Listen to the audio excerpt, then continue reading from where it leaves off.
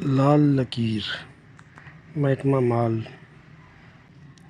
Land revenue act revenue laws میں یہ موجود ہے۔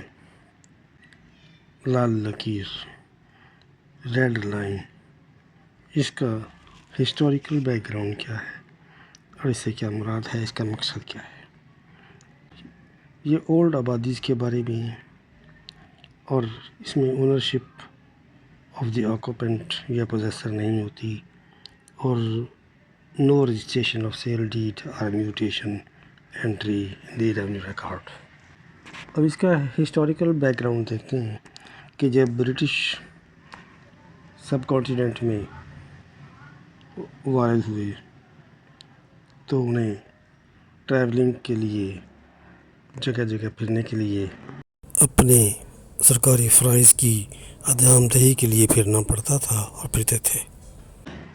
ہر برٹش آفیسر یہاں صرف حکومت نہیں کرتا تھا بلکہ ایکچولی وہ اپنے علاقے کو چل پھر کر بھی دیکھتا تھا، معائنہ کرتا تھا، مسائل دیکھتا تھا، ان کو حل کرتا تھا۔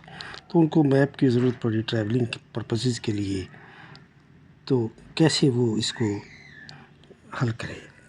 پھر میپ بنانے کی ضرورت پیش آئی کہ میپ ہوگا تو آسانی سے پھر سکیں گے علاقہ، اپنے سرکل کو، اپنے ٹیریٹوریل لیمٹس کو۔ اس کے لیے بہت زیادہ وقت درکار تھا، لیکن اس ڈیٹے کو وہ اکٹھا کرنے میں جو وقت درکار تھا اس کے متحمل نہیں ہو سکتے تھے، وہ فوراً عمل کے ارادے سے تھے۔ اس لیے انہوں نے ڈیٹا کلیکٹ کیا ریزیڈنشیل ایریاز کا ڈیٹا کلیکٹ کیا، اور ان کی تفصیل تو نہ لکھی جا سکی، لیکن انہوں نے اس کے گرد ایک ریڈ لائن جو ہے نا وہ ڈرا کر دی۔ اس ریزیڈنشیل یہ ایریا کو اس کو آبادی دے کا نام دیا۔ اس کا پرپس کیا تھا کہ پوائنٹ آؤٹ کرنا کہ آبادی آلریڈی ایگزسٹ کرتی ہے، اور اس کا مطلب تھا data to be collected about the آبادیز ریزیڈنشیل ایریاز، اور map will be done later on. پھر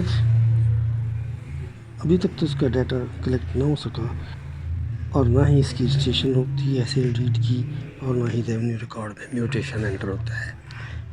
البتہ یہ پایا جاتا ہے کہ یہاں آبادی ہے، یہ کچھ حد تک کلیکٹ کر لیا گیا ہے کچھ علاقوں کا کہ کون کون یہاں پوزیسر ہیں، تو اس میں کھاتا کھتونی بھی ان کو الاٹ کر دیے گئے، لیکن اسٹل اسے آبادی دیہی کہا جاتا ہے، جو ریڈ لائن یا لال لکیر والا علاقہ کہلاتا ہے۔